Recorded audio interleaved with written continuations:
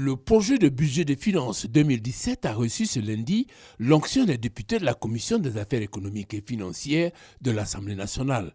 Ils étaient 31 parlementaires présents sur les 41.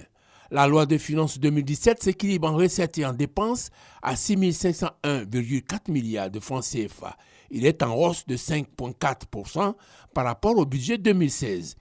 Priorité de ce budget 2017, les investissements consacrés à la réduction de la pauvreté. Si vous regardez le budget 2012, par exemple, les dépenses d'investissement représentaient moins de 20% du budget de l'État. Aujourd'hui, les dépenses d'investissement proposées dans le projet de budget 2017 représentent environ le tiers du budget de l'État.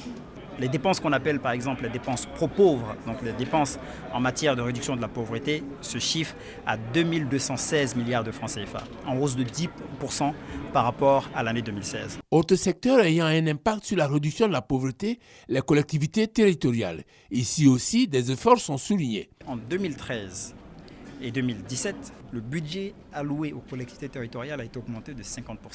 Est-ce que nous devons faire plus? Sûrement. Les prévisions de recettes sont fixées à plus de 3,343 milliards de francs CFA. Elles vont occasionner une pression fiscale de l'ordre de 16,8% et mobilisée à plus de 60% par les régies financières. Avant l'adoption de la loi de finances, les députés de la Commission ont validé la loi de rectification de l'ordonnance 2016-205 du 6 avril 2016, portant exonération de taxes et redevances à l'exportation du cacao, telle que ratifiée par la loi numéro 2014-853 du 22 décembre 2014.